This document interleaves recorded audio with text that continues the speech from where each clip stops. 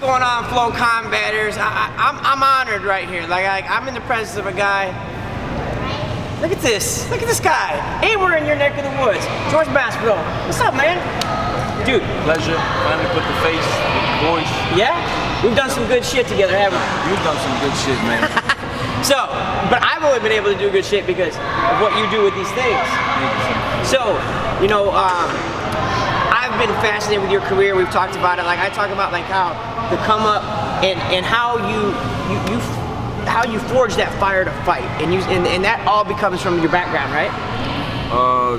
Definitely. You know, I mean, I'm gonna say that my background definitely enabled me to find out what I was good at, my tools. But it's something that I was just born with. You know, I see my kid now. He doesn't want to play with the building blocks. He wants to like wrestle and he's throwing punches. It's hilarious. The daycare is always telling me, hey man, you got to stop teaching this kid stuff because he's always fighting. I don't teach my son shit. You know, I don't want him to fight. That's the last thing I want him to do. I want him to play basketball, baseball. Last thing I want him to do is fight. You know, so it's just it's something that runs in my blood. Man. Yeah. I said like Hunter loves it because what I call it the Masvidal street game knuckle hustle. Like you learn distance and fighting from personal confrontation. And when did you know that like you had a little something there that you're like, you know what? I'm putting it on these cats. I knew since a young age, man. Shit, the first time that I already knew like if somebody tries to take my shit, it's gonna be a problem. Is when I was around 7 or 8 years old. I remember trying to get robbed from my bike, and it didn't happen, you know? And then the dudes pulled out a knife, and then I took off on my bike. I ran after that, you know? And that same group of people caught up to me another day, and they were maybe, I was in what? I'm gonna say I was in 2nd or 3rd grade. These were 5th graders and some middle school kids. And I ended up having a fight with them after I was able to get away, because we all lived in the same neighborhood. And I was able to fuck up the kid pretty convincingly. Being my age, you know, my adrenaline pumping, scared out of my mind. 2 dudes confronted me, and I just hit one of them with like a straight blast, like as fast as I could to the face. He got bloodied up and scared, and that was the end of that. So I knew since then that I knew I had something different. I knew that maybe I can't shoot a 3-pointer or I don't know, play with balls, but I could definitely take care of myself. I could fight with them, right? I could handle it with that. You know that, like you said, that fear that you felt as a little kid going to that fight, that now because you're 30 fights in, like that adrenaline's there, but it's different, right? Way different, yeah. Yeah. What's that like? You got to control it, you know. In a life scenario, in a street scenario, it's survival. Get out of there at all costs. Empty out your gas tank. If you got to sprint a mile, well, you're gonna sprint the whole mile. If there's 3-4 guys behind you, they got bats and chains.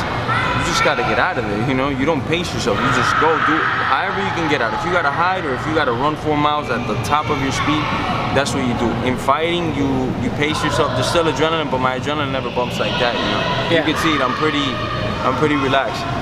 I'm pretty chilling. It's my environment. Yeah, but that's your home in there. Yeah. But that's what makes you different, George. That you find a comfort in conflict. Yeah. Like that's why I said, like, you know, your nickname's so apt because your game is shit, man. But you can see that from it didn't matter who you're fighting, where you're fighting, from like the YouTube shit to like the biggest stage. The expression on your face has never changed. No, and it's always gonna be the same. See how cool he's like, nah.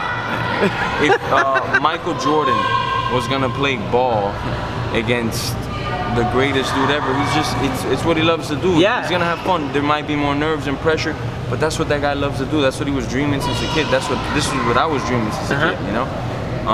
Money obviously was a big factor, but to me when I was a kid, I was like, man, if I could have that chapter in my life, I'll be a happy person. If I could fight at the highest of levels and then move on to whatever else I want in life, I'll be the happiest person ever because that's the chapter I wanted to fulfill. You know? Yep. And now I gotta ask you too, because you're coming up, and then because you told me, you said I needed a target to the top. I said, what path can I take to the top? Cerrone and Maia, 2 guys, and a lot of guys not want to fight.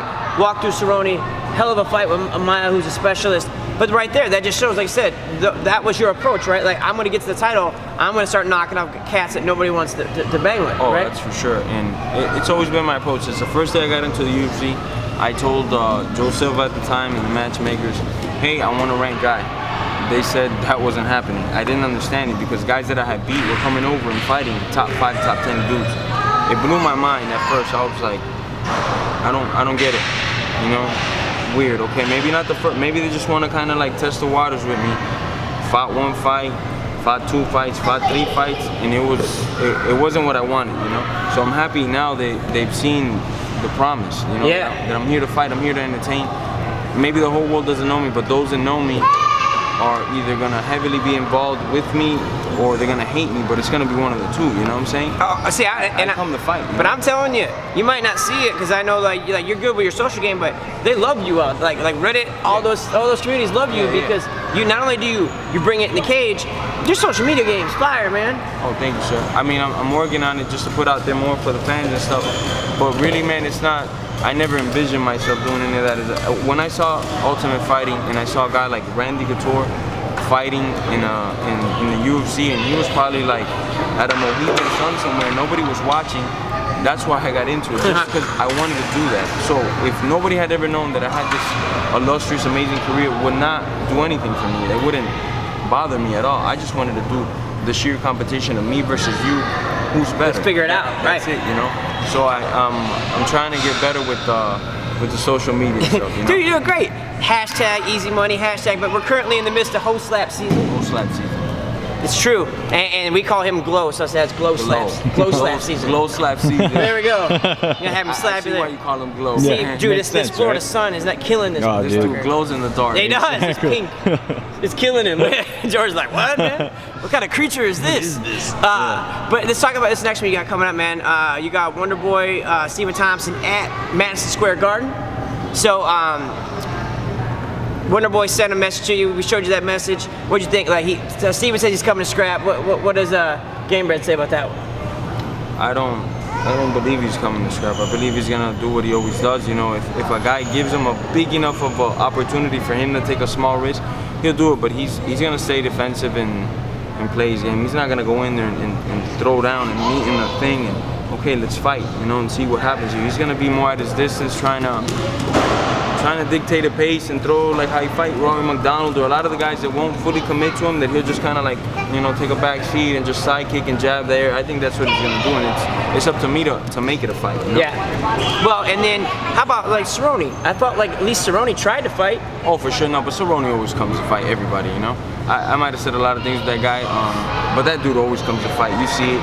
You know, I don't think he ever takes a backseat to nobody as far as a fight goes. Yeah. And whether he loses or not, he's gonna come to fight. You know? Yeah, and like the last fight with Lawler, I thought that was a good scrap. That was a great scrap, I thought. You know, he got into some trouble, went for some takedowns, survived, and then he got himself back into the fight. Yep.